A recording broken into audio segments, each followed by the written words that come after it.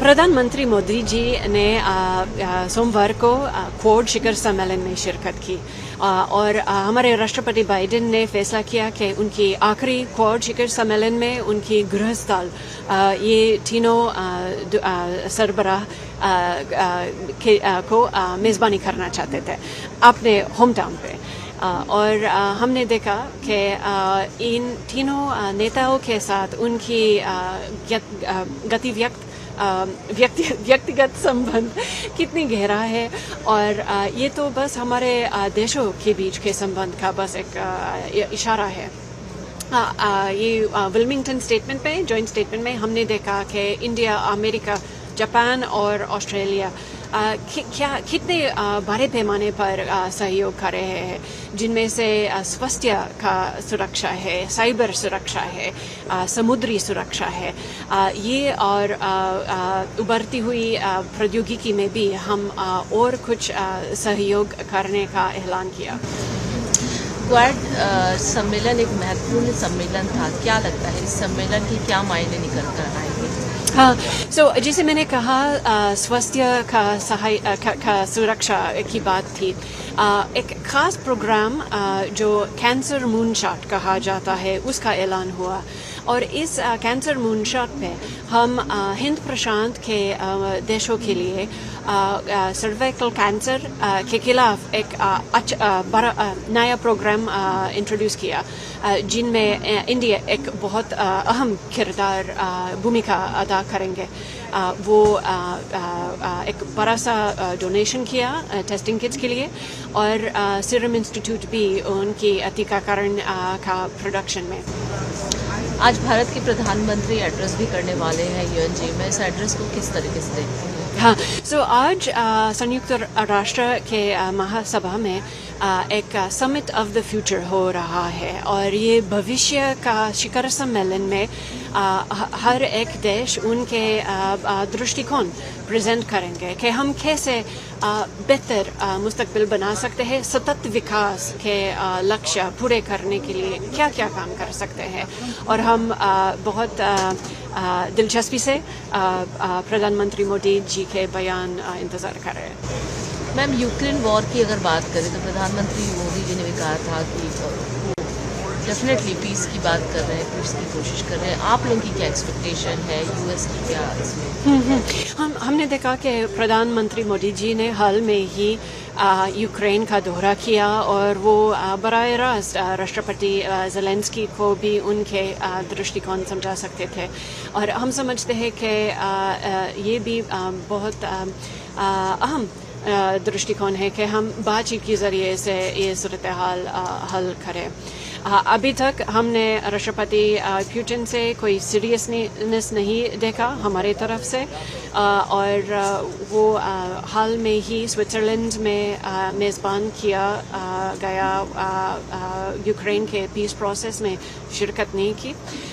हम ऐसा चाहते हैं कि जो भी कर सकते हैं रूस को फ़ायदा ना दे दे और वो हिस्से वो हथियार ना दे दे जो वो यूक्रेनी लोगों पर इस्तेमाल कर रहे हैं, क्योंकि संयुक्त राष्ट्र के बुनियादी उसूल में ये है कि हम एक दूसरे के सॉवरेंटी, खुद मुख्तारी, स्वतंत्रता और उनकी ज़मीनी सरहद रिस्पेक्ट परस्पर करें।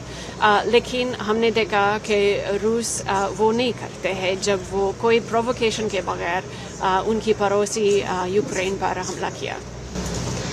और वर्ल्ड पीस एक बहुत अहम मुद्दा है, पूरे निश्चित तौर पर वर्ल्ड वाइड इस चीज़ को लेकर डिस्कशन है राष्ट्राध्यक्ष के बीच। लेकिन अगर बात करें पैलेस्टीन और इजराइल में भी जिस तरह की परिस्थितियाँ चल रही है, कल पैलेस्टीन के प्रेसिडेंट भी मिले थे प्रधानमंत्री नरेंद्र मोदी से।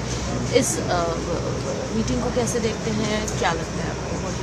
जी, हम भी समझते हैं कि मशरक़ी वस्ती में या मिडल ईस्ट में तशद्दुद ना फैलाया जाए। अभी हमारे विदेश मंत्री एंटनी ब्लिंकन मिस्र से वापस आए हैं और ये तो उनकी 11वीं दौरा है मिडल ईस्ट पे और हम बार बार हमारे साथियों सभी इलाके के तंजीमों से कह रहे हैं कि तशद्दुद ना फैलाए जाए। वो वक्त आई के एक जंग बंदी होना चाहिए जिसके तहत तमाम यारगमालियों की रिहाई हो और वो आम लोग जो गाज़ा में हैं उनको इंसानी इमदाद पहुंचाना चाहिए। हम देखते हैं कि उनकी ज़रूरतें कितनी ज़्यादा है और उन लोगों तक इमदाद पहुंचाने के लिए एक जंगबंदी की ज़रूरत है। चाइना को लेकर क्या आपकी टिप्पणी है मैम? जिस तरह से एक व्यवहार सामने आता है, क्वाड समिट भी हुआ, क्या कुछ एक्सपेक्टेशन है, क्या लगता है उनको लेकर क्या कदम उठाए जाने चाहिए? किसी के कोई देश के खिलाफ नहीं है, हाँ, लेकिन ये 4 बड़े बड़े देश ने हिंद प्रशांत के पड़ोसियों को कह रहे हैं कि हम किस किस्म के मुस्तकबिल चाहते हैं, किस किस्म के भविष्य चाहते हैं। हम ऐसे हिंद प्रशांत चाहते हैं जो खुला है, जो स्वतंत्र है, जो समृद्ध है और वही दृष्टि पूरा करने के लिए हम एक दूसरे को कुछ रिस्पेक्ट से काम करना चाहते हैं। आसियान सेंट्रलिटी को रिकग्नाइज करके वही एजेंडे पे काम करना चाहते हैं जो हिंद प्रशांत के लोग खुद कहते हैं कि हम ऐसी बात चाहते हैं, जिनमें से अच्छी गुणवत्ता के बुनियादी ढांचे हैं। वो इंफ्रास्ट्रक्चर के लिए क्वाड के देश ओपन रैन की प्रौद्योगिकी में निवेश कर रहे हैं और हम पनडुब्बी केबल्स पर भी इन्वेस्ट कर रहे हैं और हम समझते हैं कि हम वही काम करना चाहते हैं जो हिंद प्रशांत के लोगों खुद चाहते हैं। जिस तरीके से वर्ल्ड पीस की बात चल रही है, लेकिन हमने देखा अभी पिछले कुछ दिनों पहले जो बांग्लादेश की जो परिस्थिति है, जिस तरीके से खबरें भी आ रही थी, माइनॉरिटीज़ पे अटैक हो रहा है, और इस विषय पर आपका क्या कुछ है? ये काफ़ी तफ्तीशनाक खबरें हैं और हम बराह रास्त हमारे फ़िक्र इज़हार कर रहे हैं और हमारी उम्मीद है कि मोहम्मद यूनुस जी बांग्लादेश के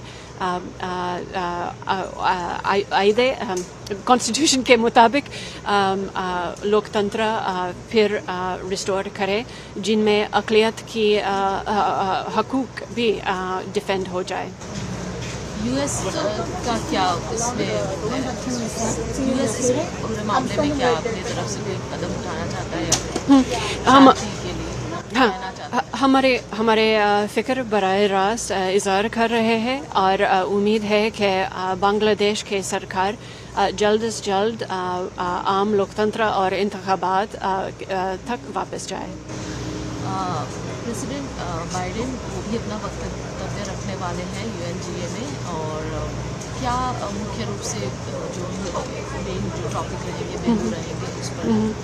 राष्ट्रपति बाइडेन के बयान जो है वो मंगलवार होंगे। राष्ट्रपति बाइडेन की बात से पहले मैं उनकी बात नहीं प्रीव्यू करूंगी, लेकिन मैं इतना ही कहूंगी कि इस महासभा के लिए अमेरिका के 3 प्राथमिकताएं ये है कि हम अमन फैलाना चाहते हैं और ये शांति पूरा करने के लिए ये अमन क़याम ऑपरेशंस, पीस कीपिंग ऑपरेशंस कैसे बेहतर कर सकते हैं। फिर हम इंसानी इमदाद की फराहम में इस्लाहात भी करना चाहते हैं और आखिरकार हम सलामती काउंसिल, सुरक्षा काउंसिल की रिफॉर्म्स भी चाहते हैं। और जैसे आप जानते होंगे, हम पहले से ही इंडिया के परमानेंट सीट की दरख्वास्त सपोर्ट करते हैं। इस साल हमने African representation, Caribbean representation, Latin American representation के बारे में भी बात करने के लिए तैयार है और हम टेक्स्ट बेस्ड नेगोशिएशन शुरू करने के लिए तैयार है।